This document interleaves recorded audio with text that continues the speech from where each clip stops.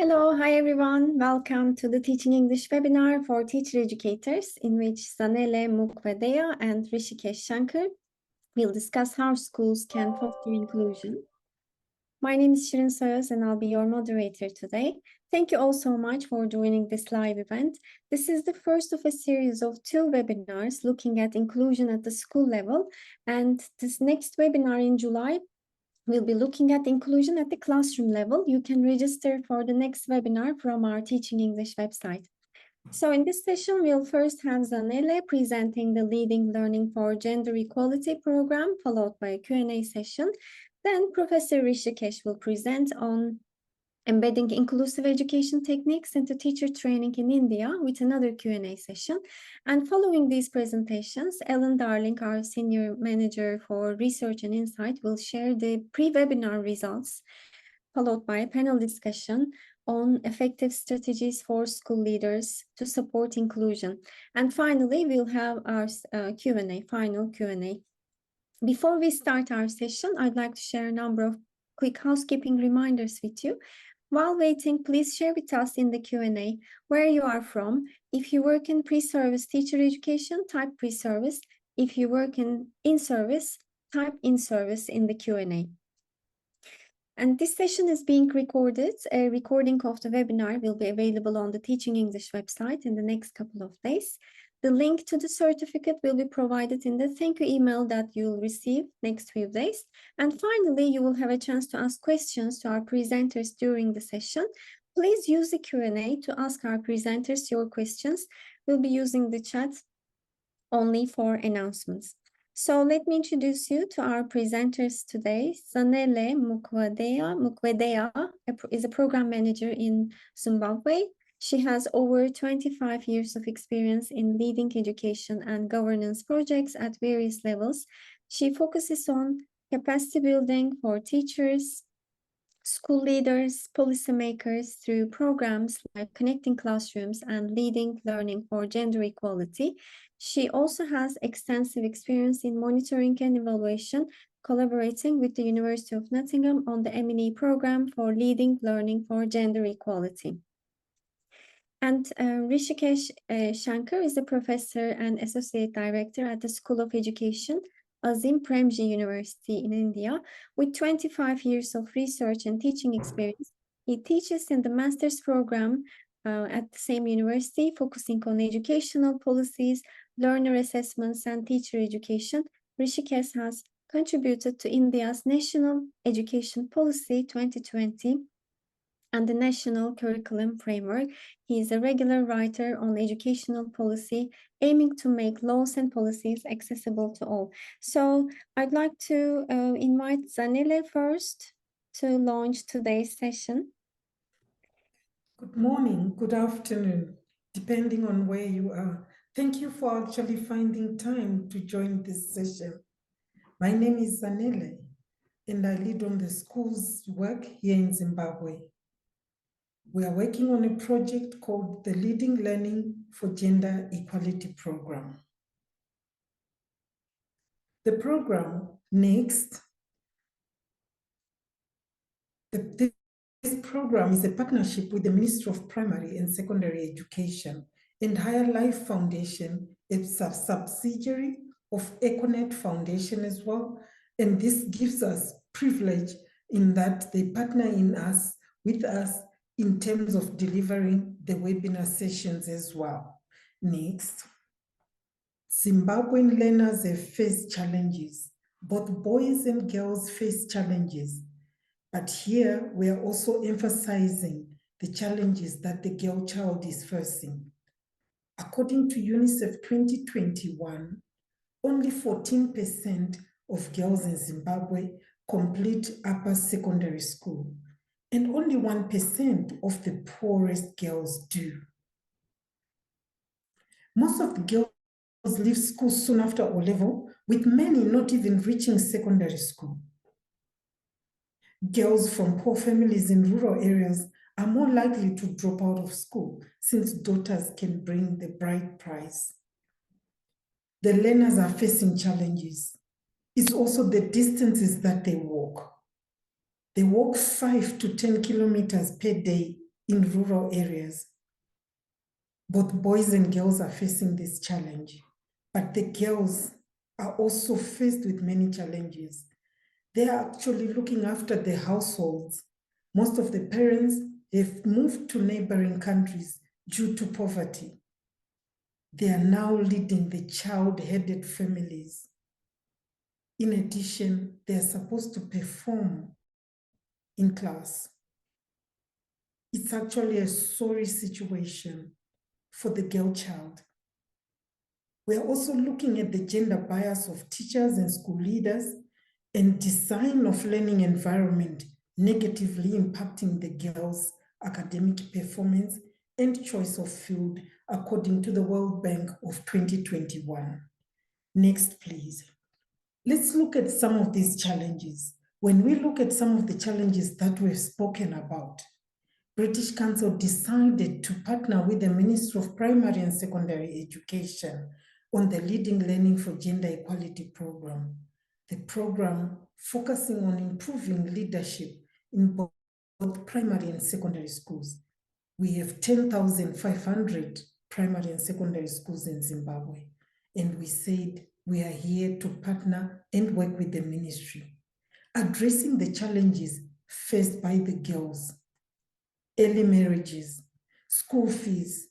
The economy is not easy, hence paying school fees is a tall order. Pregnancy rates, they shot up during COVID. In 2020, according to Zimbabwe, 4,900 girls got pregnant during COVID. They lay idle. COVID came as a shock to all of us. Schools were not prepared to actually offer lessons. Only schools in urban areas were able to adapt quickly, but in rural areas where resources are limited, it was a challenge. And as usual, the girls then moved to actually get married. Some of the marriages are actually forced by religion and also just tradition in some of the remote areas. Next, please. The CROP program, the Leading Learning for Gender Equality program, looks at improving teaching and learning in class and also addressing the gender bias. In Zimbabwe, we have more male school leaders, but as an organization, we said we will not say it's something we should focus on. We said we want to work with the male school leaders and make them aware so that they create the gender conducive environments in schools. So what did we do as an organization? We sat with the ministry. We actually said we also wanted the program to be sustainable and for the ministry to be able to actually deliver the program even beyond British Council support. We agreed that the training facilitators would be drawn from the ministry itself. The ministry gave us a list of district school inspectors, school leaders, and ministry officials. They went through a training funded by the British Council with support from facilitators, who then took them through a 5-day program on how to deliver the program. We then piloted the program in 3 districts, Uzumba Maramba, Fungwe, Muzarabani, and Bay Bridge. Next, please. We worked closely with the University of Nottingham when we actually piloted the work. It was a comprehensive M&E program. They looked at where the school leaders were before they joined the program. Midway, we also had another session where they would actually attend our sessions, look at the delivery. Soon after the program, they also assisted us, sending out surveys and actually looking for feedback on how we would further improve the program. As a result, we then launched the program and took it forward. What have been the positive outcomes of this program? There's been improved teamwork and relationships among staff in schools. Lesson observations have changed and feedback processes.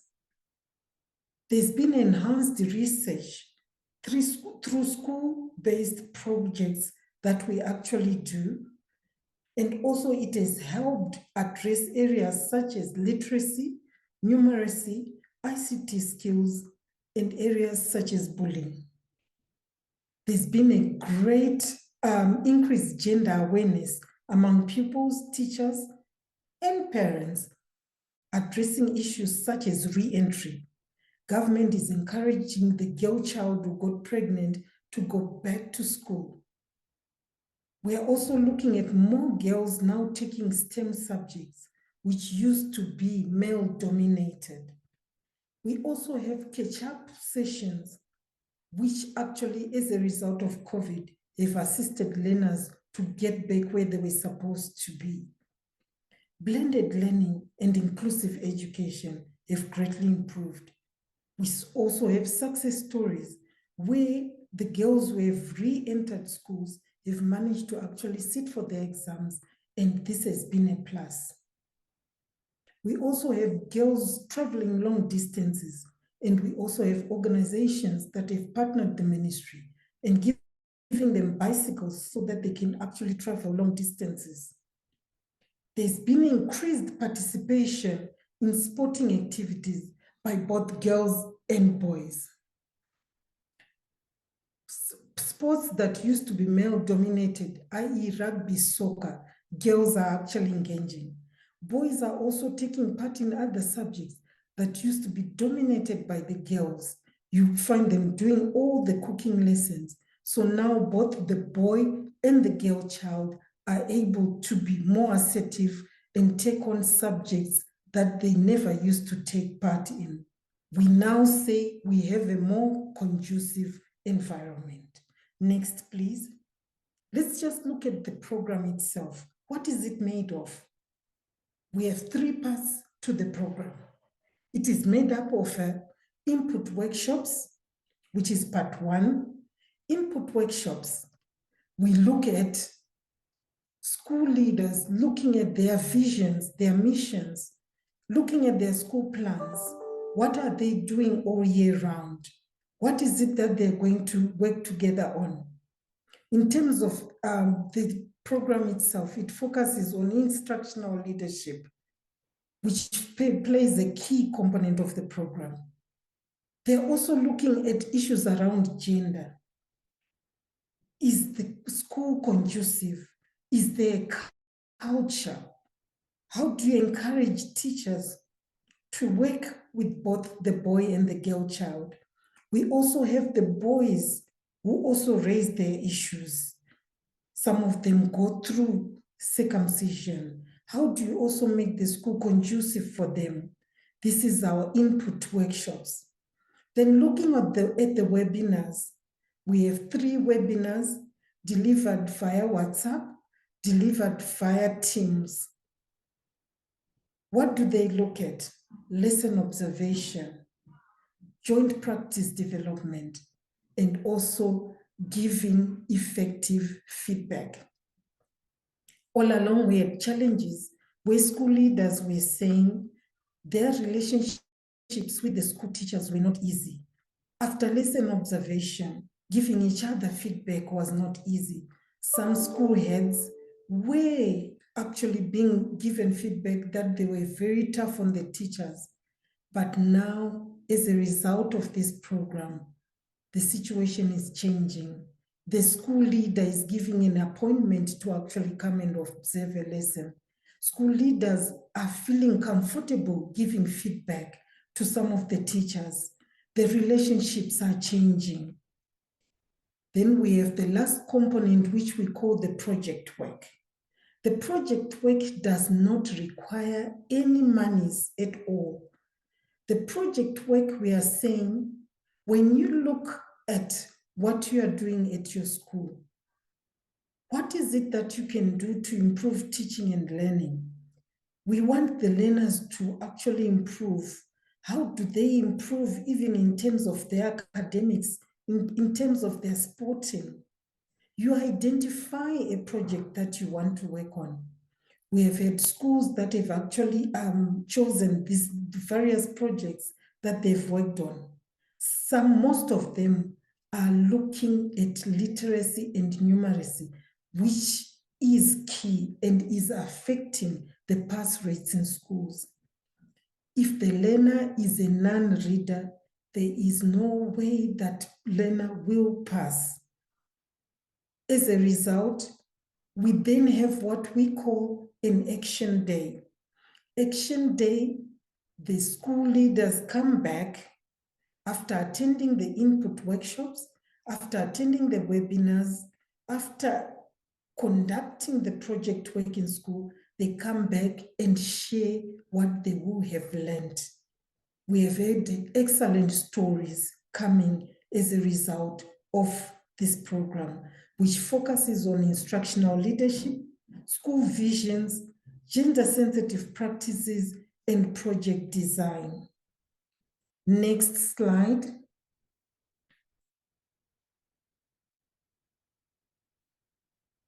We now have impact stories of the program, an improved school leader, and the learner relationship has changed. Positive teaching methods are being sung by school leaders.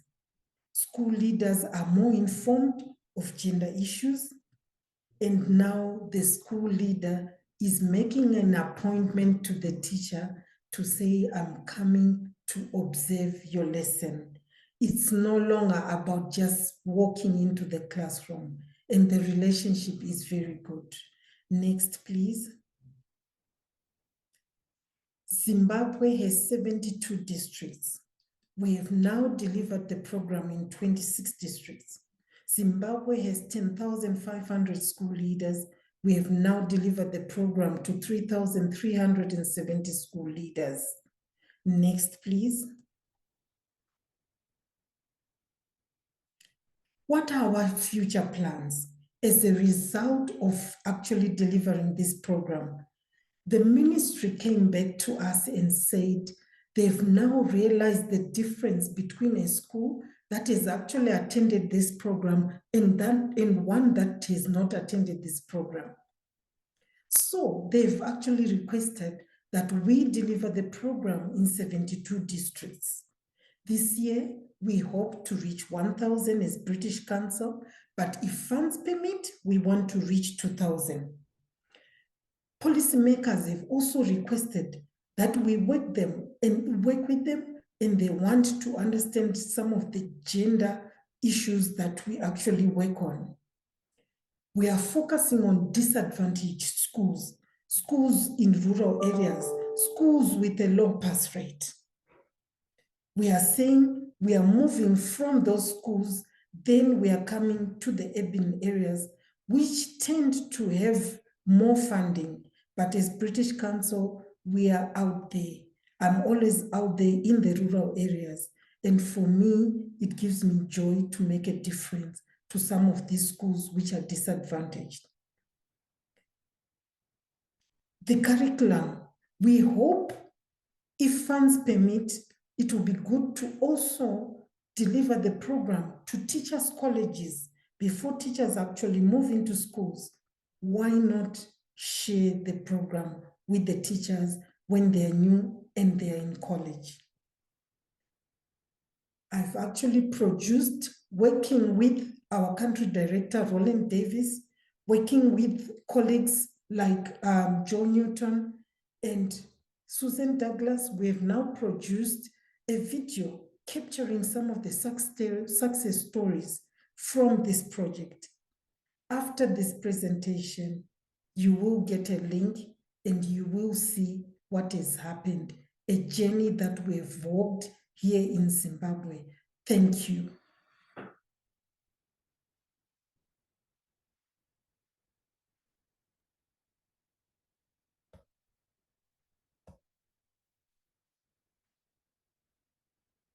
Thank you so much, Zanele. So I can't start my video, but yes, I'd like to, yes, Okay, now I should be able to. Yeah, I'd like to now open the floor for the Q&A. So yeah, thank you first of all for your insightful presentation and for your efforts in highlighting the important role of school leaders in delivering gender equality. So for your questions, dear colleagues, please share your questions in the Q&A. We already have a question. Zanele Hussein asked, how can you change the mindsets of parents to ensure the inclusion of girls in education? So what I would advise is it is always good for the school leaders to actually have communication with parents. Invite parents. Make sure they know what you are doing at your school. Do not take them. They are key stakeholders. Listen to what they're saying. There are always things that you will learn from the parents. So for us here in Zimbabwe, I think it's even mandatory. Every school should have an engagement with parents, and every school should try and is encouraged by the ministry to have that relationship where you listen to them. And some of them, once you engage them, once you work with them, they actually have a buy-in. Sometimes they even donate, they even come and support.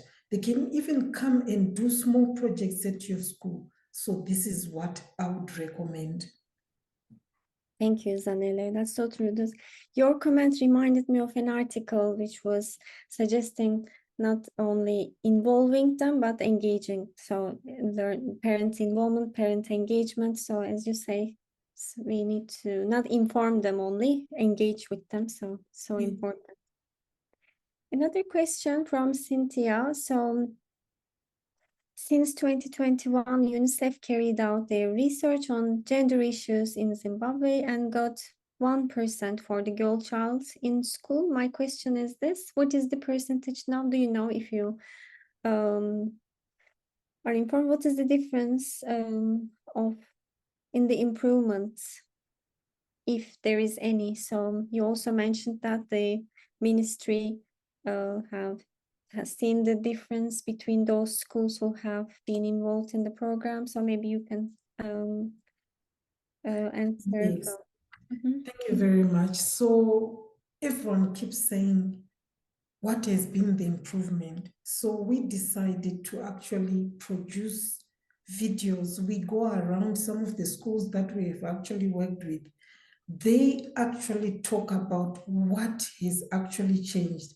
Then the ministries, in school inspectors, they work with us. They are the ones who also go to inspect the schools. They are also seeing what has changed. So what has really changed is from the onset, as you approach a school, you can easily see the differences. Most of them, you could hardly even see the name of the school. It was never there.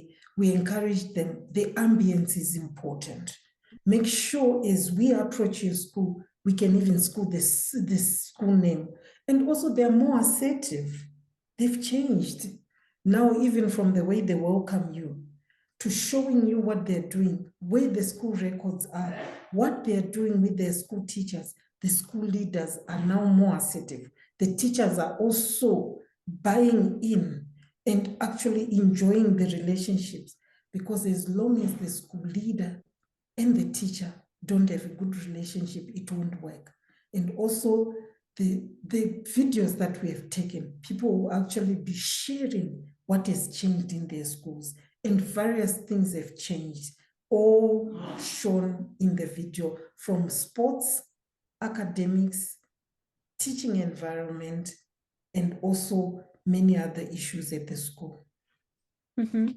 Thank you. Wow, that's amazing. And also to get that support from the British Council, you also mentioned from the University of Nottingham. So, and all of these changes are related also to the curriculum. So Zaire is asking, how can we develop leadership skills through curriculum?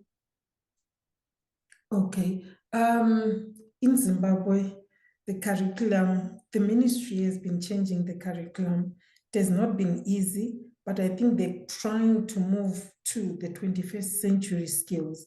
They're also saying some of the curriculum was, developed in the 90s, in the 80s, but now they are moving with the times. They are offering more skills. They are saying when the learners leave school, they want them to actually have the academics, but also have the skills so that they can actually go out there and deliver. So you find that there's constant revision of the curriculum, and it's working. Parents, academics were critical, but the ministry listened. And they also engage parents, they engage communities. And I think it has worked. And we are seeing great stories that are happening.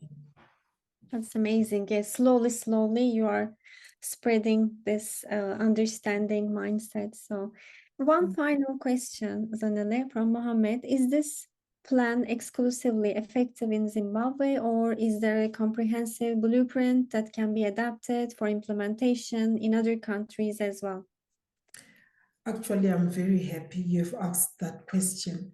We have now moved the program to other countries.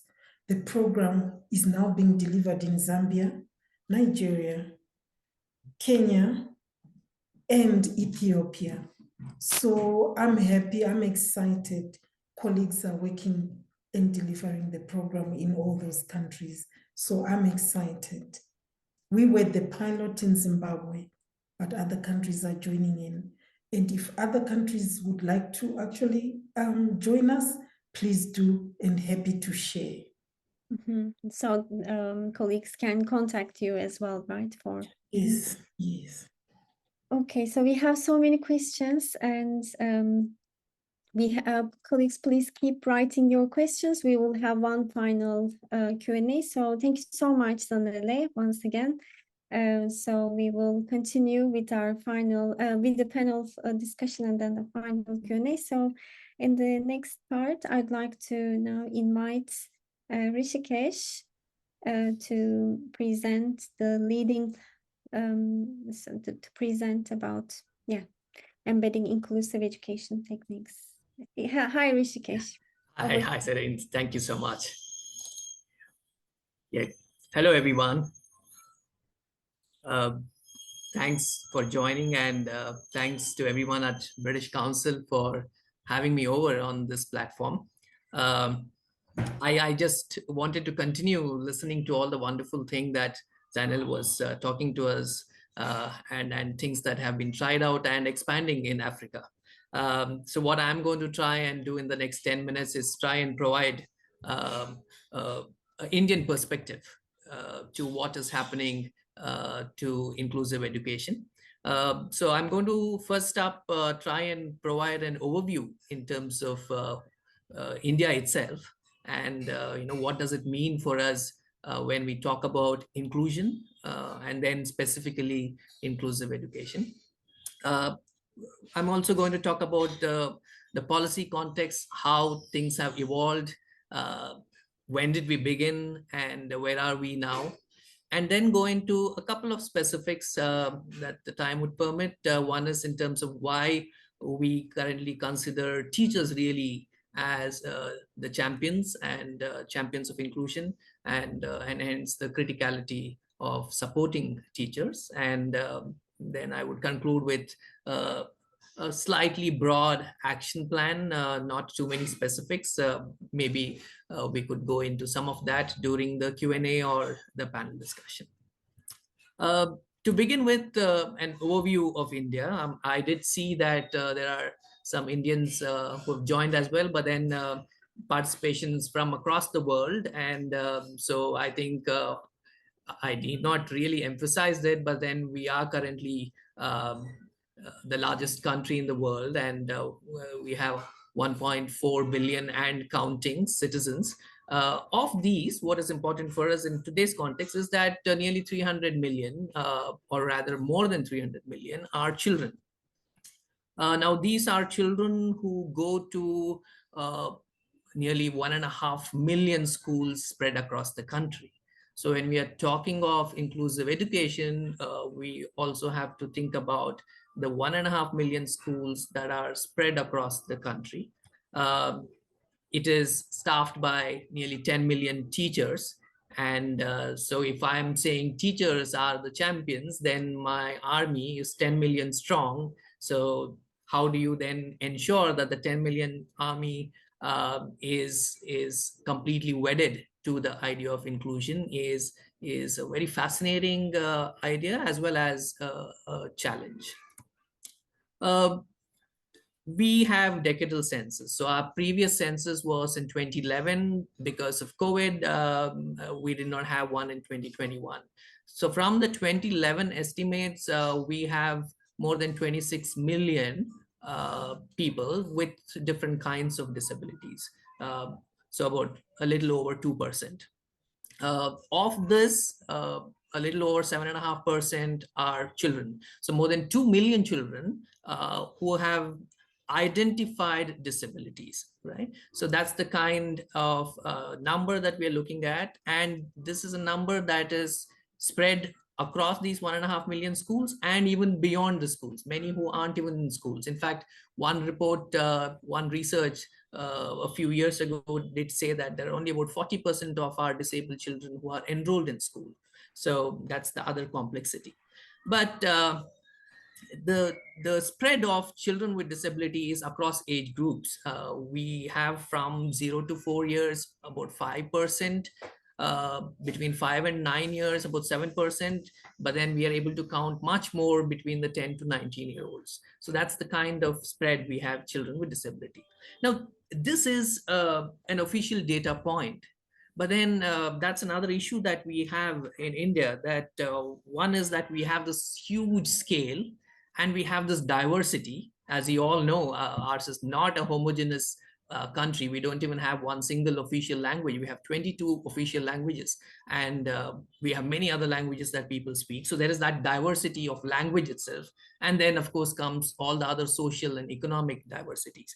Along with that is this issue of not being strong on data, and because of which we have huge variation in the kind of data that we get to see from different agencies, different institutions. Sometimes even within the government, there is a variation in data. Now, for instance, with regard to the percentage of people with disability, you will find huge variations, that if the official figure is just over 26 million, you have a World Bank estimate, which is again more than 10 years ago that estimate came about, which says that it's not just 2%, it's probably between 4 and 8% of the population which faces various kinds of disabilities. So we are looking at, I mean, even if we take 8%, and at today's population, we are looking at nearly 100 million people with disability, right? And most activists, most people who are on the ground looking at these challenges and overcoming them would agree that the number is in fact as large. We currently have a newer policy than what was used in 2011. So the 2016 Persons with Disabilities Act recognizes 21 different kinds of disabilities. Before that, we used to recognize only 7. So in that sense, even the official numbers may go up when we have our next census. What it all says is that, well, there is variation of data, so we cannot be very exact. But then when you are looking at policy decisions, one will have to take an overarching view. One will have to take a data point which is coming up from the ground in as recent time as possible and from as unbiased efforts as possible. So that's something that is very important for us. At the end of the day, whether it is 25 million or whether it's 100 million, that is not really as much of an issue. Yes, I mean, it is an issue in terms of being able to overcome the barriers. But then why I say it's not as much of an issue is because with regard to inclusion, what we believe is that the culture, the societal culture itself will have to change. There has to be a mindset change in terms of how we go about idea of including everyone in whatever we do. And particularly so when one is talking about school education. So whether it is one child recognized to have some kind of a disadvantage, or whether it's 100 children within a school, the idea is how do you ensure that the school culture includes whether it's that one child or those 100 children, right? And that is why I said that whether it's 25 million or 100 million, anyway, there are millions. The numbers, as you can see, is larger than so many countries that many of you come from. And so it's the focus really ought to be on how do we ensure that there is a mindset change, and how is there is this cultural shift that will take place. And this is really why teachers become very critical. We in from a policy context, we have a very good advantage, because 75 years ago, when we got our independence, the kind of constitution that was drafted had inclusion, in the core of what was written, in the spirit of the constitution. So inclusion was embedded right at the center of whatever the constitution was envisioning for this independent country. So that was a very positive thing that we began with, and hence we continue to latch on to that. And that's been a serious advantage. We had, but then the first 20 years of our independent status, there was not much action on this domain. But in the 70s, there was a sedate start.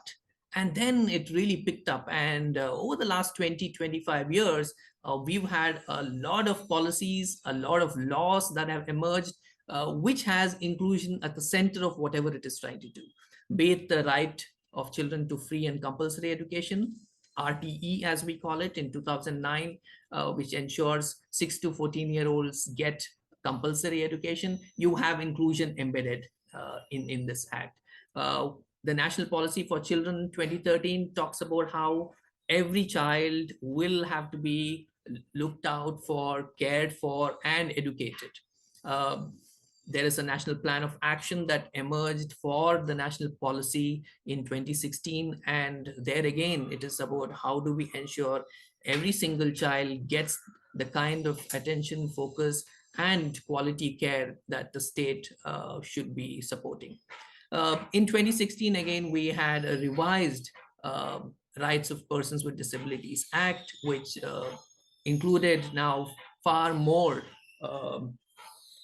disabilities than what was there earlier. And then the National Education Policy 2020 has been the most recent one. So we've had number of policies across domains, education, a general child domain, disabilities, where inclusion is at the center of what is being suggested, what is being recommended.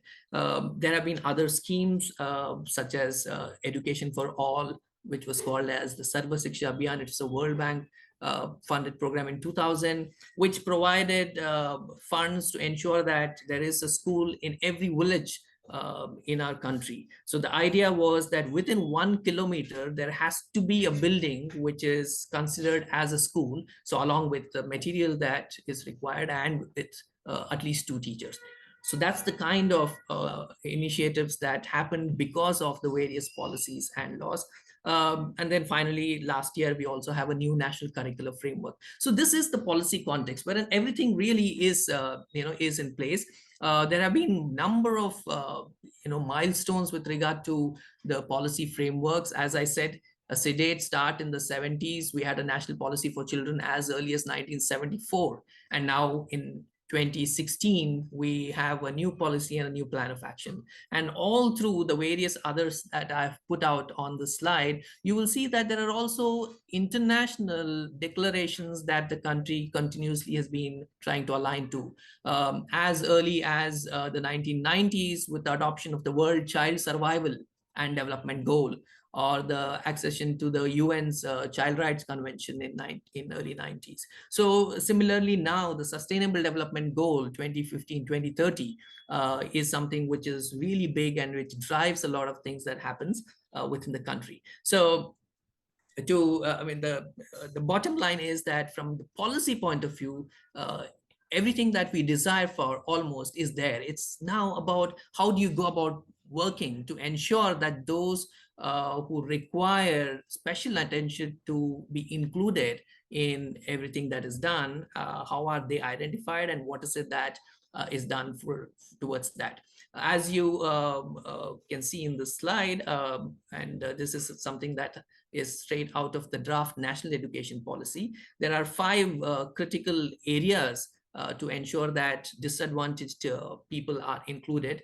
Gender identities is one, socio-cultural identities is another, geographical identities is the third, disabilities of different kind, including learning disabilities, is the fourth, and the fifth one is the socio-economic conditions, because we have migrant communities, low-income households, we have families which are relying on begging and sustaining themselves. So these are all different kinds of groups that have been identified. And now when you're looking at inclusive education, one of the foremost aspects is how do we ensure that children from these groups, which are disadvantaged, which are on the margins, are provided that access, right? So the idea of whom do you ensure that the focus should be, obviously everyone has to be included, but where do you begin from? Who are the ones who are really excluded and far away in the margins? These kinds of definitions of what inclusion is very important.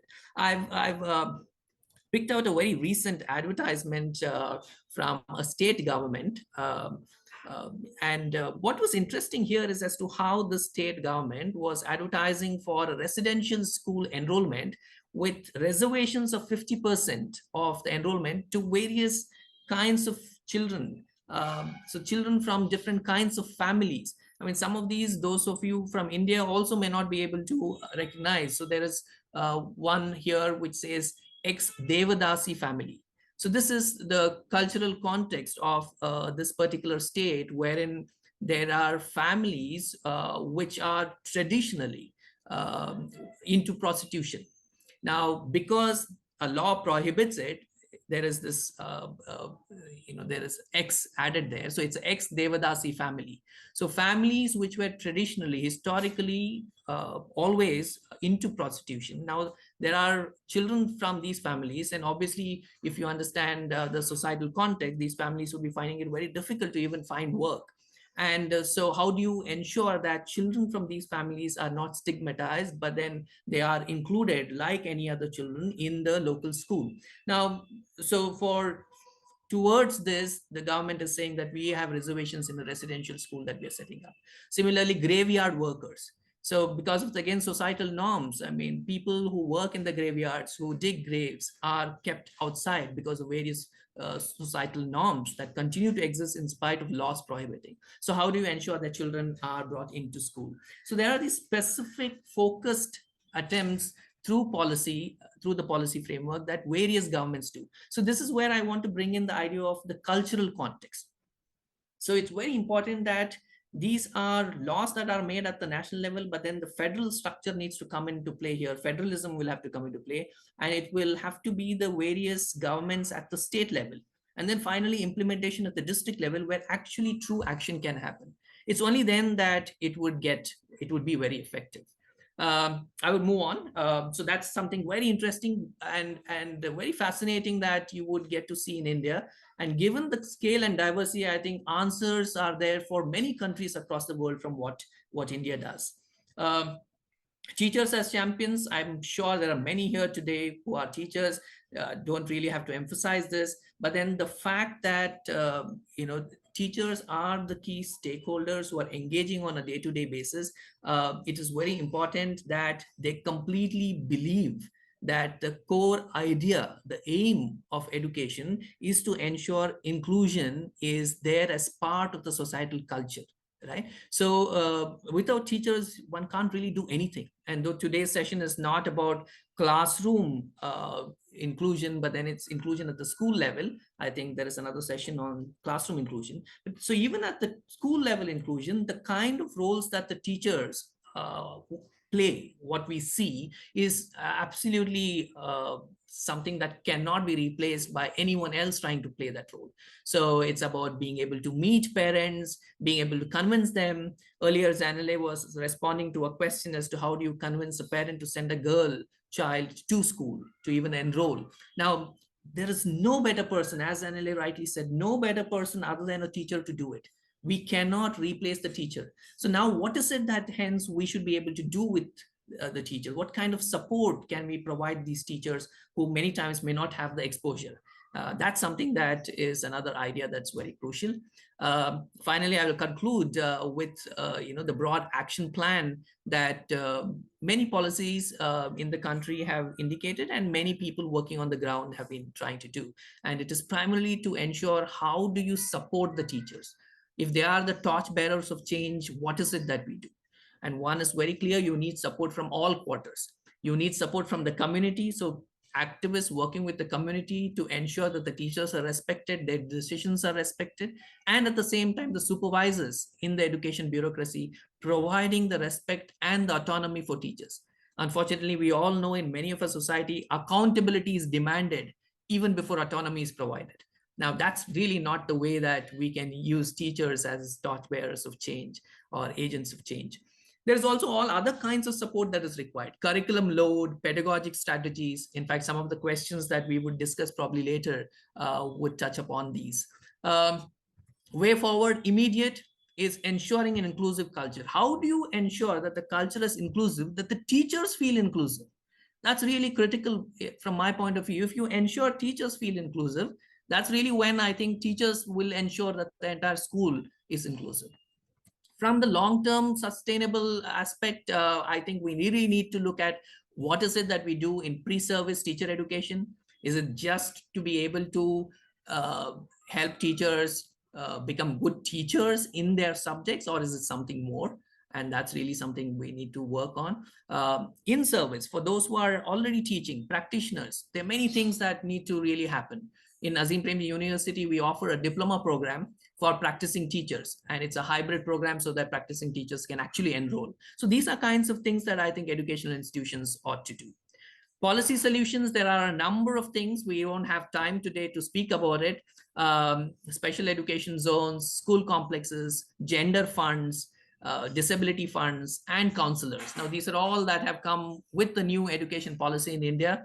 It all will be implemented over the next 10 years. We all working towards it, those of us who work from the field. Probably a few years later, we'll be able to tell you what has been the learning, what have been the failures, because I'm sure from whatever happens in India, the success and failure, a lot can be learned by the rest of the world, given our scale and diversity. I will stop here. I think I've taken more than 10 minutes. Sorry for that. So thank you very much for listening. Again, thank you so much, Rishikesh, for all these insights. About the statistics you provided at the beginning, we have a question from Christiana Osan. So Christiana asks, why is the percentage of disability growing with age? Yeah, that's an interesting question. My sense is that it is the difficulty in collecting data for younger children. Right, and that is why the data variation also exists, and it looks like the older the children, the higher the disability, but we really don't have strong enough systems to be able to really identify the various kinds of disabilities that children particularly face. So it's also to do with the societal awareness. There are many parents who are not aware that a child is facing a challenge and will have to work on that, and hence doesn't get reported at all. But we are getting better. There are our health workers on the ground who are getting more and more exposed to be able to identify the disabilities, and I think the data is improving as well.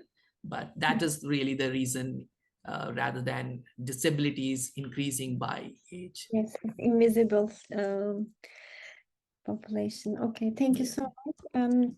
And we have received a question. It's from an anonymous attendee. So we would like to highlight the importance of the language that we use, because this question is how to differentiate a lesson for differently able students in class with normal children. Rishikesh, could you rephrase this question for us? Because we believe that the language we use significantly impacts how we perceive and address disability. So if we say normal children or differently able children, so what is your approach? Or yeah. Yeah, thanks, Viren, for that. I think, I mean, there are a lot of inclusion experts here who would agree that I think we've come a full circle, right? And today we do identify the disability by the kind of disability. So if it is hearing impaired, we do say that it is being deaf.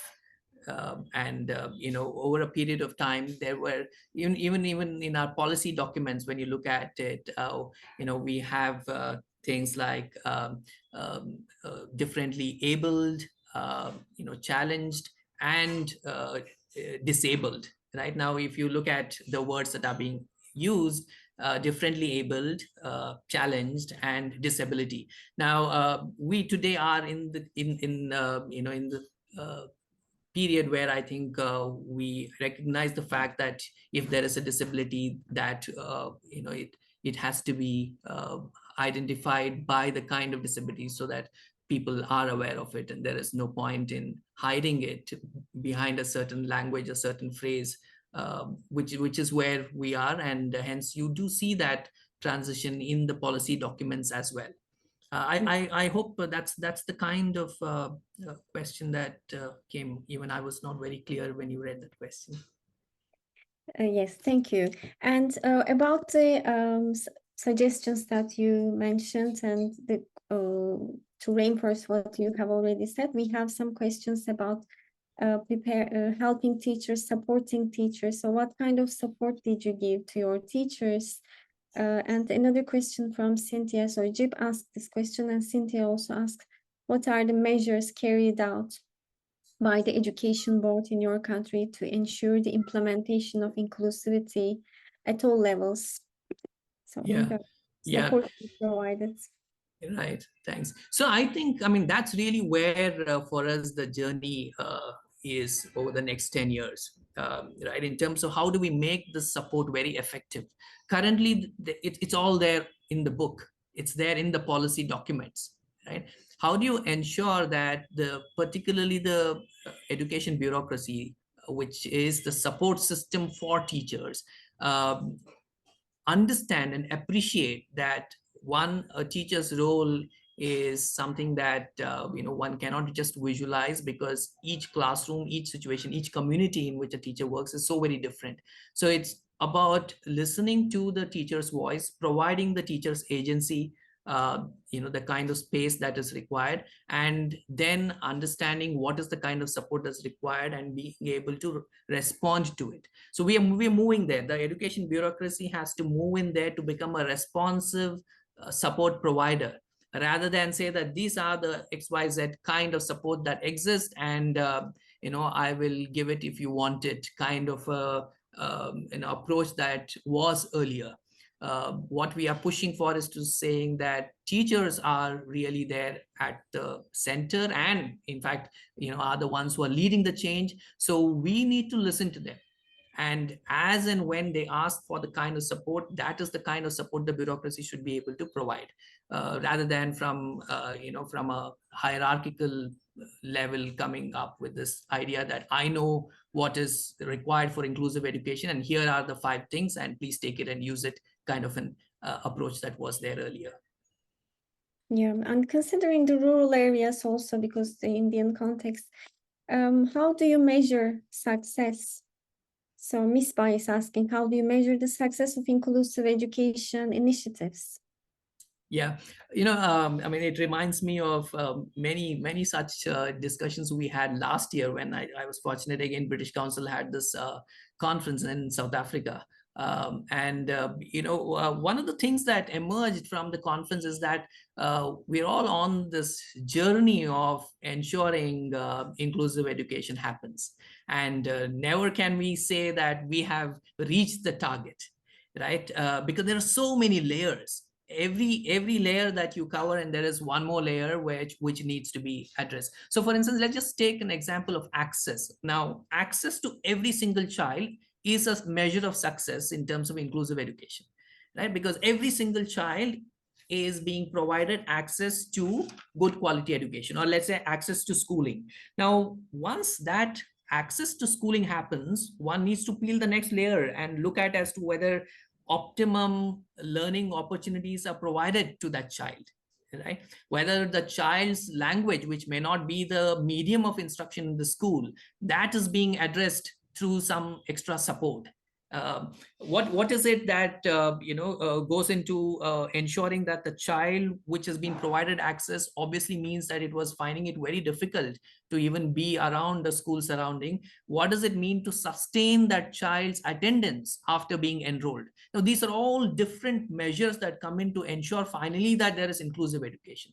Many times what happens is, and we've been part of this, that we feel very elated that we have been able to provide access, and our success measures shows that 100% of the children have been enrolled, and hence we have won the inclusive education battle.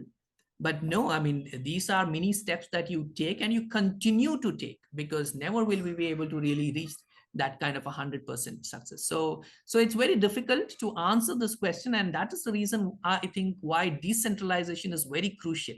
The leadership needs to understand and appreciate what does inclusive education mean, and so that these success measures are continuously revised by the school leadership, which would include, of course, the teachers, and hence continue to go on this journey and make it more and more inclusive. And that's really why I don't like to say that there is a particular kind of an indicator that is there, but then we have to be aware that we need to keep improving those measures. Yes, maintaining. Thank you so much, Rishi. So these are all valuable insights.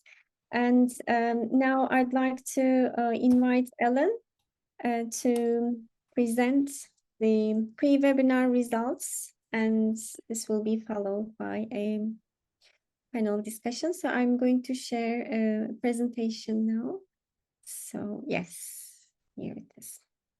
Thanks, Shirin. So before the webinar, we asked you to vote for some different questions that related to your experiences of inclusion in schools. And the first question that we asked you was how school leaders support inclusivity and equity. And from it's a very small selection of participants, but we'll assume that it is a representative of the people here. So school leaders tend, in your experience, to promote inclusive curriculum and teaching practices. That's the most common way that they promote inclusivity and equity. And that is fortunately followed up with professional development and training. So they are the two main strong areas where school leaders work with teachers and teacher educators. The next question we asked you was, what challenges do you face around inclusion and in specifically teacher education? Because we are hoping that you're an audience of teacher educators. And as might be expected, the two biggest challenges are time and resources. So not having enough time, not having enough resources, and also having gaps in knowledge that need to be filled, which I guess relates to the time issue. And then finally, our third question was, what opportunities are available around inclusion for teacher educators? And there was a fairly even spread here over the answers to this question. Basically, you receive relevant professional development, you use technological advancements, you speak up for better policies, you give input and training about relevant teaching practices. And to a lesser extent, there's an opportunity to collaborate with partnerships. So I'd like to just ask Zanele and Rishi to comment on these results in light of their experience in their contexts.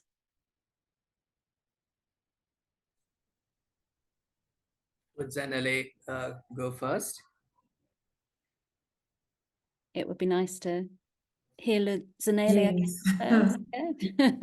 Yeah. Thank you for that question. It resonates with what actually happens here. When I look at all those things, you find that the government is actually encouraging that we should give access to education to all. But you'll find that limited resources are there. You'll find that 90% of the ministry's budget goes to salaries.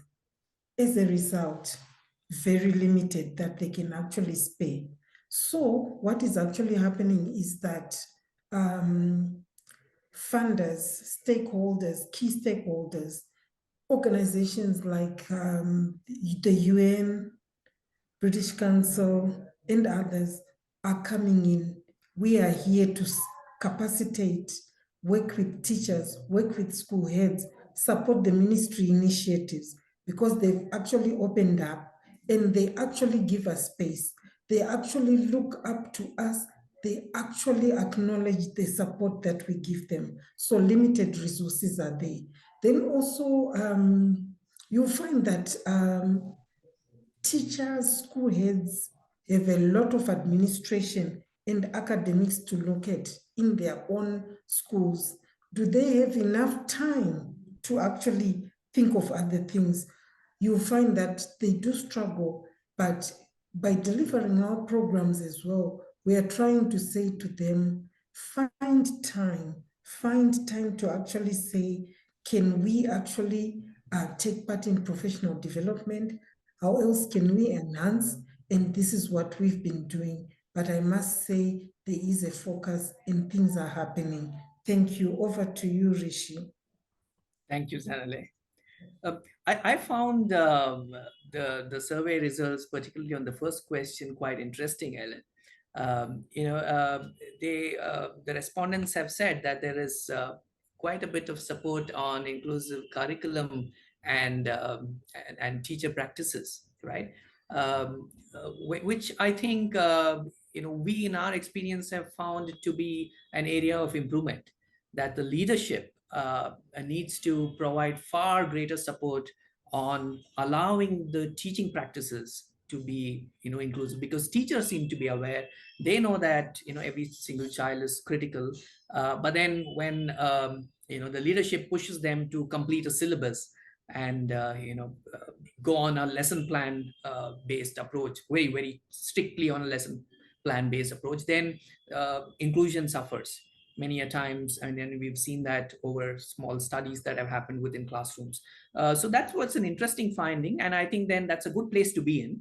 If the respondents are saying that there is support for inclusive curriculum and teaching practices, that's a good place to be in, because it's easier when they say that professional development is where more support is required. I think that's a little more easier, comparatively, when you have the space for the practices and support for the practices. On the other hand, on the other practices, I think what is important is that when teachers are saying that time is a constraint, obviously, I mean, we are looking at very specific support for many kinds of disabilities that children would come with, which would require teachers extra time. Now, the time at hand is is a given.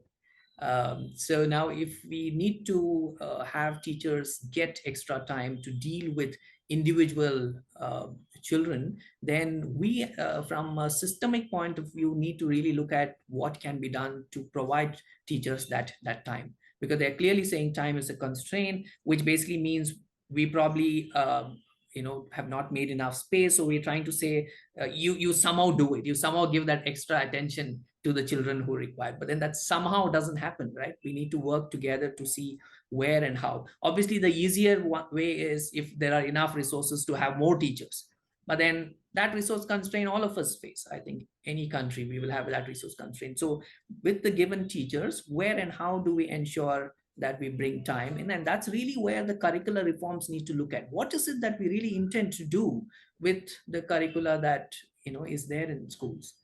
Yeah, thank you. yeah, often less is more, isn't it, with the curriculum? Absolutely. Yeah, Absolutely. there's a Thank you. tendency to try and fill as much as you can into the curriculum, whereas maybe that could be counterproductive, especially for the teachers working in classrooms. So true. Okay, we had a couple of questions prepared for you, but I'm going to jump to the second question that we talked about asking you, and then hopefully there will be a few minutes for other questions from the audience. So both to Zanele and to yourself, the question is going to be, if you were to introduce a training program for teachers in a school, what would you include, and what would the desired outcomes be? Okay, so we're waiting for Zanele, so can I go ahead and Yes. Yeah.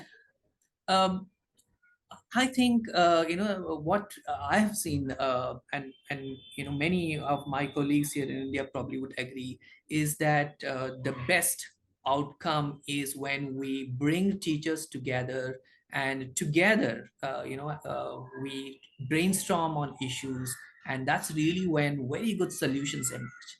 Because obviously it's the teachers who are there in the middle of where a problem exists, and if we need a solution, it is through that kind of a discussion that we've had the best solutions emerge. So focus group discussion is my default mode, and as a teacher educator, I would just want to be there to facilitate a discussion that would be happening, because fantastic ideas come, and because teachers wouldn't have heard from each other and they're so busy in trying to, as we say, complete the syllabus. These are, I think, time available, space available for teachers to exchange those ideas, and which is really where one can see that the final outcome of everyone going away richer from a program happens. Because otherwise, I mean, if we go in with this idea of wanting to share certain things with the teachers, we've invariably found either teachers already know about it, they've experienced it themselves, or they have attended another program which would have said similar things. So the takeaways are very, very minimal. But then when it's in the discussion mode, it's very crucial. But having said that, I think what is very important is, after that, what is the support that they would get once they go back from a training program? So if it's a discussion that we've had, what is the support that they would get from the leadership once they go back? And that is why it is very critical, and this is something that we found, and maybe we'll have to look at how do we go about it, because in our country, I don't think we still do it very strongly, is consequent to a teacher training program or a teacher professional development, it will have to be followed up with an exercise with the leadership. The teachers from the schools from which they've come, that the leadership of those schools will necessarily have to have a kind of a program to tell them as to what is it that the teachers have shared, and how the teachers now are thinking of moving ahead, so that they know where and what kind of support would be provided. That really is where currently things are falling apart. Teachers come up with these fantastic ideas, go back, but they don't get the kind of support when they are back in their workspace. Okay, yeah, it's really coming across to me very strongly that we have to listen first, and really listen, and really think about what we can do when people present us with their situations and what their particular problems are. Zanele. So true. Thank you very much. When we were talking to both the teachers and the school head, we realized that the area of teamwork is key. You'll find that sometimes there was a disjoint between teachers and the school leader. Sometimes the school leader has an idea, but when they get back to their station, no one is really listening to them. For me, I would like a program where teamwork is key. Both the school leader and the teacher plan together.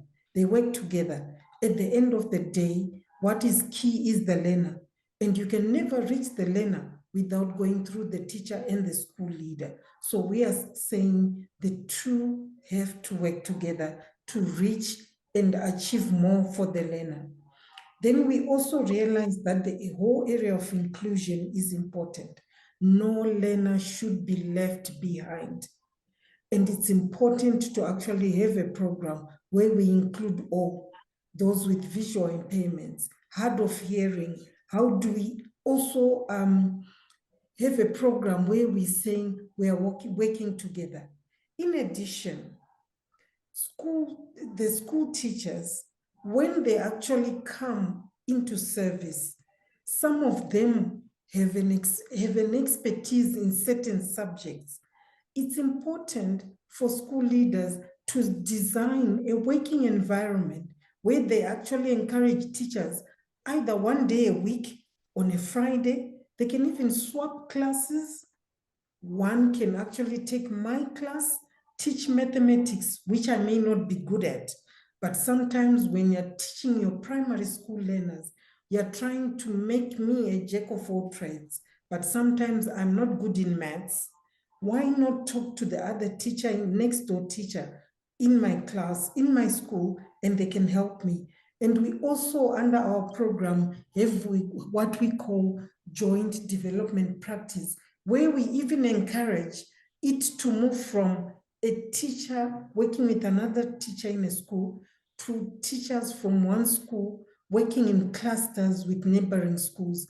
I would want a program where schools can work as teachers to teachers, cluster schools, school leaders and teachers, at the end of the day, targeting to producing a good learner with good results. Thank you.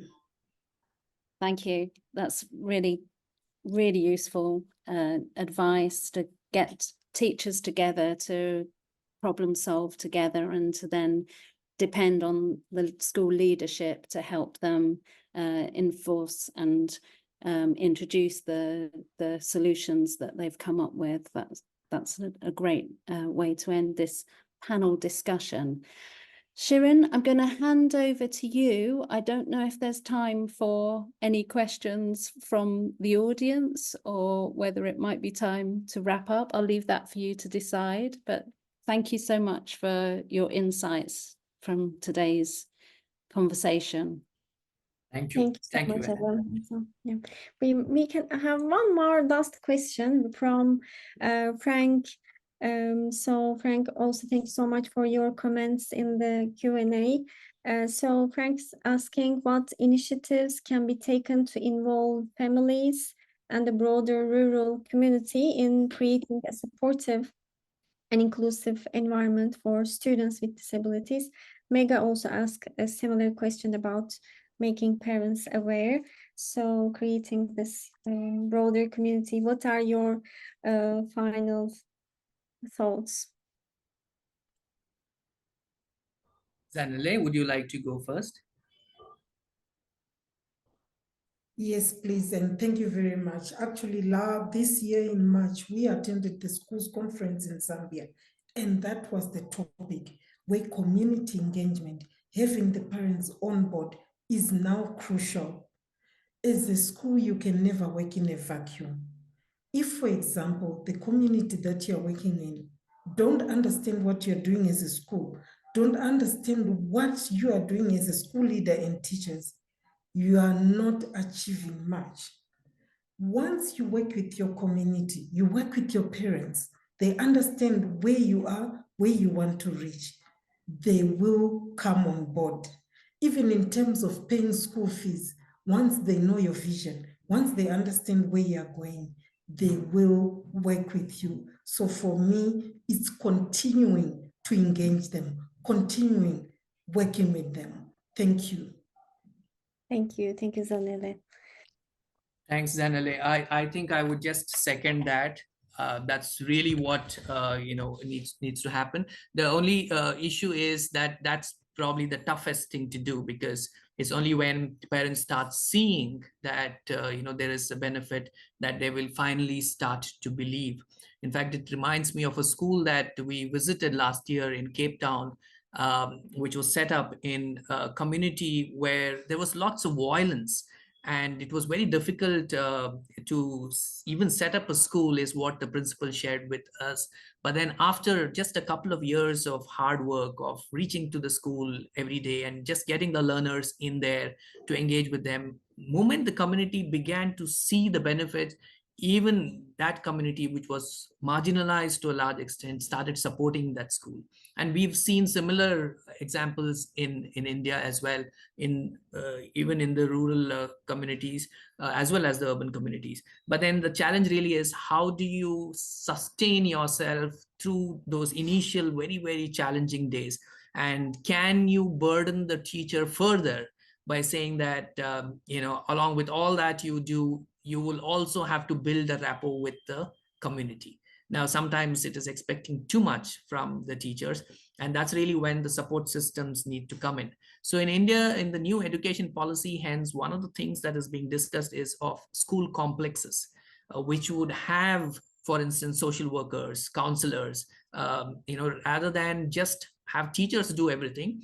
There would be a school complex which would network with smaller village schools, and whenever a school requires a kind of a support, let's say of a social worker to be engaging with the community, to even get the community to appreciate the importance of school education, then it can lean on to this school complex, and the network then can do the job without the teachers being burdened. So that's something that the policy is recommending, and over the next few years we would be trying to look how to implement that, and hopefully we'll have learnings soon.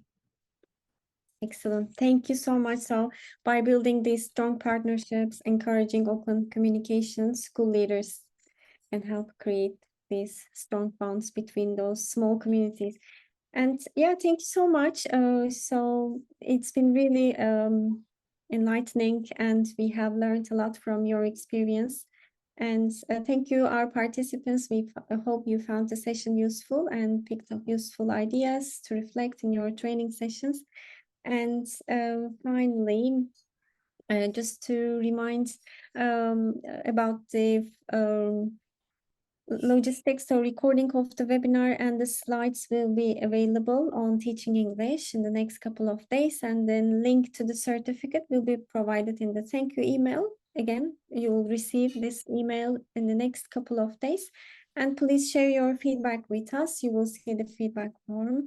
And don't forget to subscribe to our monthly newsletter for teacher educators. And our next webinar next month will be about language and inclusion in a refugee setting on 16th of July. So you can register for our next webinar. And thank you so much once again to our presenters.